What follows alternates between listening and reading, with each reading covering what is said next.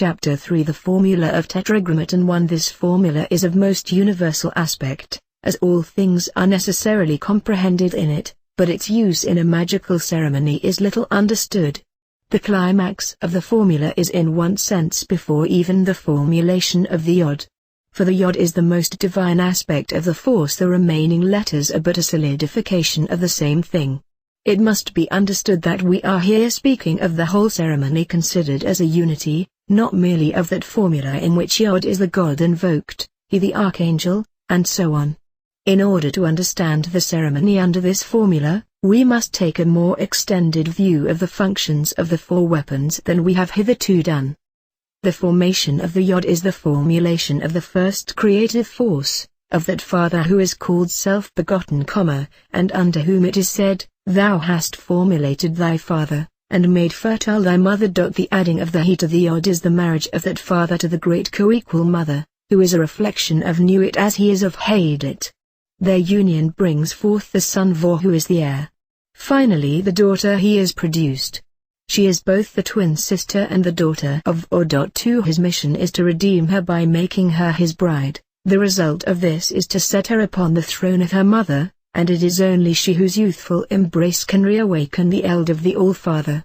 In this complex family relationship 3 is symbolized the whole course of the universe. It will be seen that, after all, the climax is at the end. It is the second half of the formula which symbolizes the great work which we are pledged to accomplish. The first step of this is the attainment of the knowledge and conversation of the Holy Guardian Angel, which constitutes the adept of the inner order. The re-entry of these twin spouses into the womb of the mother is that initiation described in Liber 418, which gives admission to the inmost order of the Or. Of the last step we cannot speak. It will now be recognized that to devise a practical magical ceremony to correspond to Tetragrammaton in this exalted sense might be difficult if not impossible. In such a ceremony the rituals of purification alone might occupy many incarnations. It will be necessary, therefore, to revert to the simpler view of Tetragrammaton, remembering only that the he final is the throne of the spirit. The shin of Pentagrammaton. 1 The Yod will represent a swift and violent creative energy, following this will be a calmer and more reflective but even more powerful flow of will, the irresistible force of a mighty river.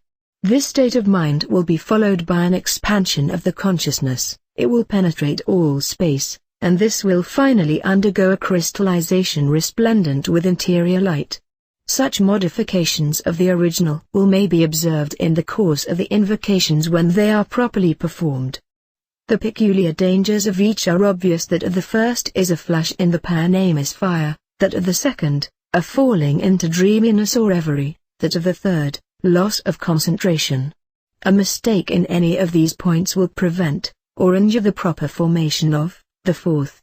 In the expression which will be used in Chapter 15, inflame thyself, etc., only the first stage is specified, but if that is properly done the other stages will follow as if by necessity. So far is it written concerning the formula of Tetragrammaton.